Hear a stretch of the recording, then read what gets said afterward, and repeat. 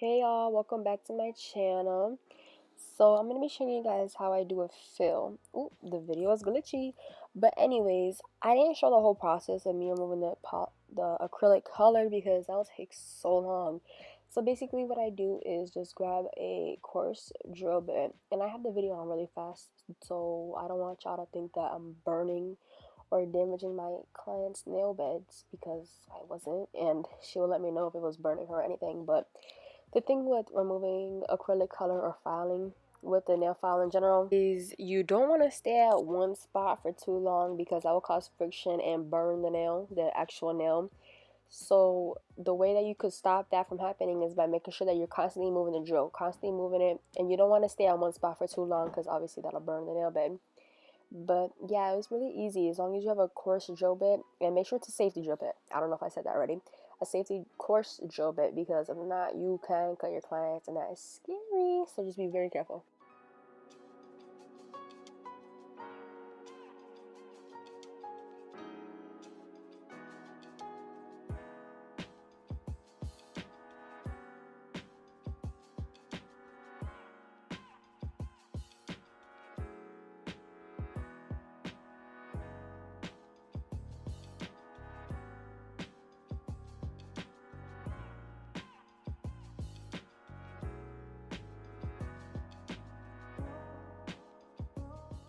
So after the acrylic is removed, I always go in and push back the cuticles. That is very important because if not, you will definitely get lifting because you're not removing the dead skin from the nail bed. But basically, if you miss this step, I know some nail techs don't do this and they just go in with their sanding band. I mean, it's the same thing kind of, but it's a little bit risky because some people have tough cuticles where the cuticles just don't move off the nail plate. So you have to be very careful with that too.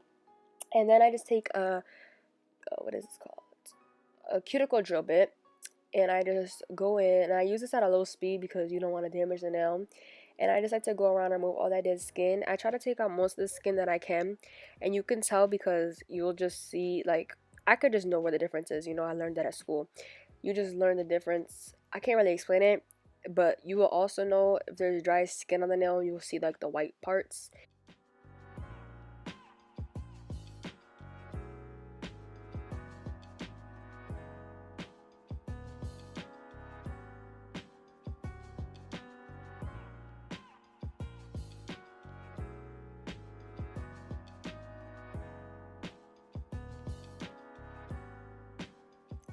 Now this step that I'm about to do after I finish this cuticle work, whatever, is go in with some cuticle nippers. Now this step is optional. You really don't need to do this if you don't feel comfortable using these. I always like to just take out all the dead skin. I've always done this and my clients really don't have any issues with lifting. So yeah. And when you're doing this, please be very careful. Like, only take out the dead skin or like the little pieces of skin that are hanging on the side, because sometimes I know that be bothering my girls. So yeah, just be very careful with this. And this really does help with lifting because I used to be afraid of doing this in the beginning, but now I do it and I don't get no lifting or hardly any lifting.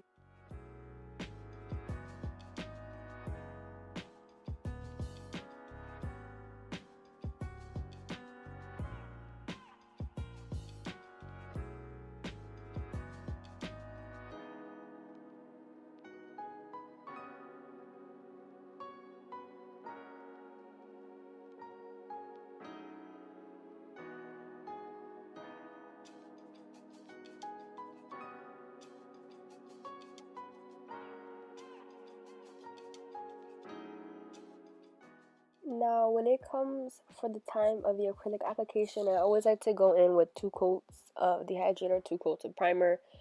You could use any of your choice. This is just my preference. I always done 2 coats. In the beginning, I only used to do one, and I don't know why I started to do 2 coats, but I just do. I don't know. It just helps, and I've noticed a difference. This is just what I've always done now.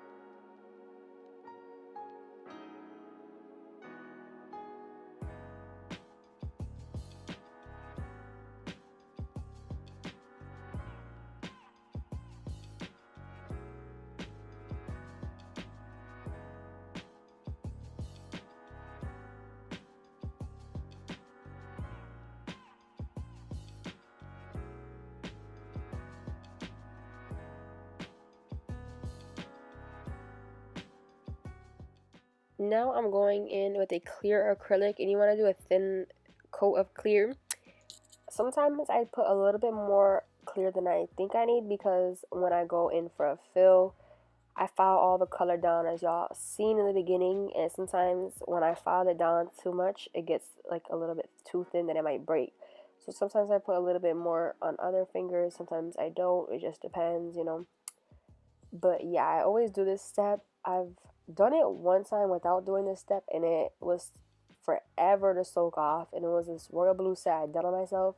I was so mad. Like, the blue acrylic literally stained my nails for like 2 months, and I didn't even feel like soaking it off. So yeah, and I couldn't even file it off because it was just annoying. But yeah, I've always done this step, and especially if someone wants to get a soak off, this would be so easy. So always use a clear base if you're going to be using a colored acrylic.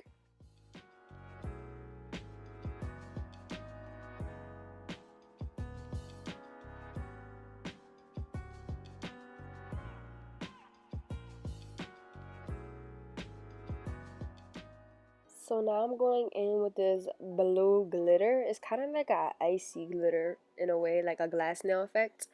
And I know some nail techs charge extra for glass nails, but I consider this as a full set basically, or like, you know, whatever. I don't know how to explain it, but yeah. So I don't know why the video be glitching like that. That's so stupid. But anyways, I basically just use colored acrylic so that it covers the entire nail. I don't use the colored acrylic to apply my apex. So you'll just see me going in with this acrylic just to cover the whole nail, and if there's any sheer parts, I go back in and just apply more. And in this video, I lost a video clip of me applying the clear acrylic over, but you always want to make sure that you encapsulate any colored acrylic that you use. If not, you're going to file all of it off when you use your e-file.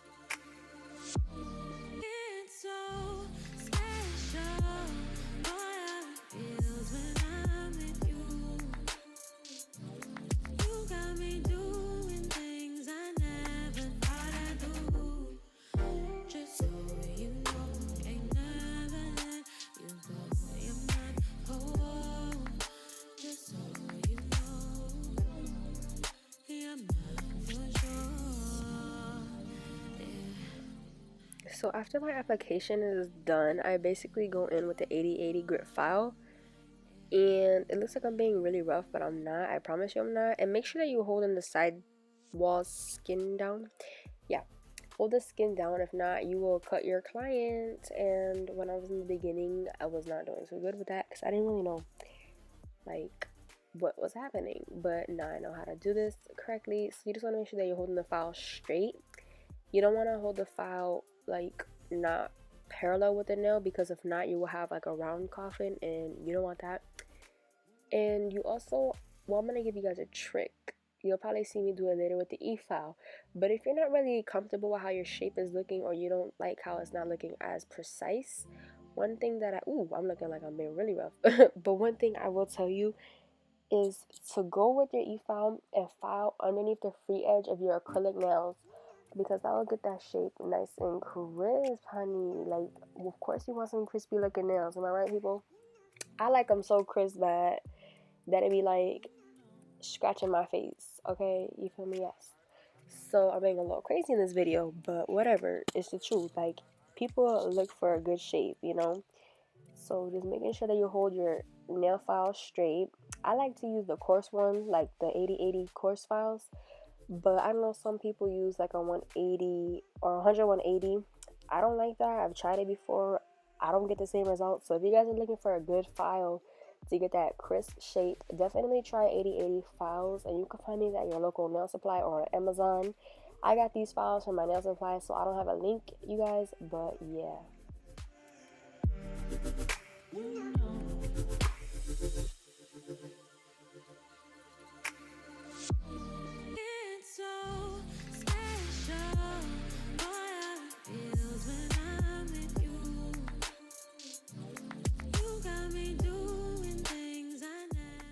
Like right here is what I'm talking about, filing under the nail, because you will get that crispy shape, y'all. And I don't know what the name of this file is. I mean, this e-file bit is from Amazon, that's all I know, but I don't know what kind of file bit this is. But I really like this and I recommend it for you guys because it doesn't cut your client, it doesn't really burn, and it's really easy to disinfect with barbicide, you know.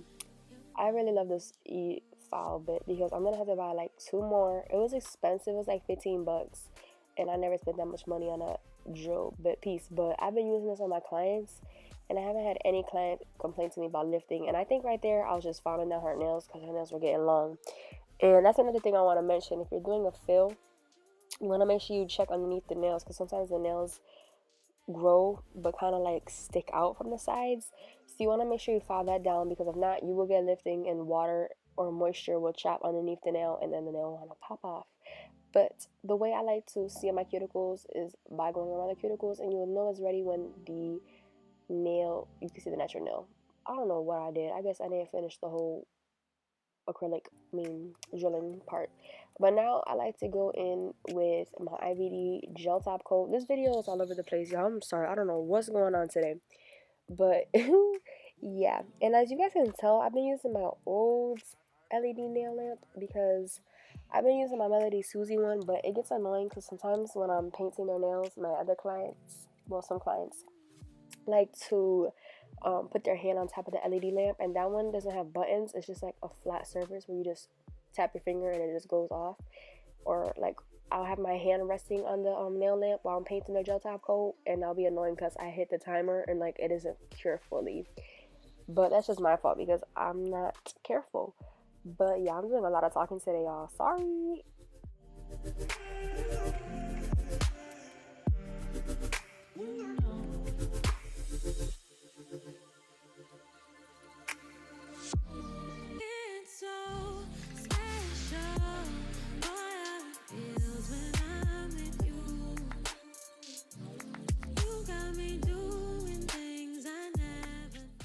Thank you guys so much for watching. Don't forget to like, comment, share, and subscribe for more videos. Bye.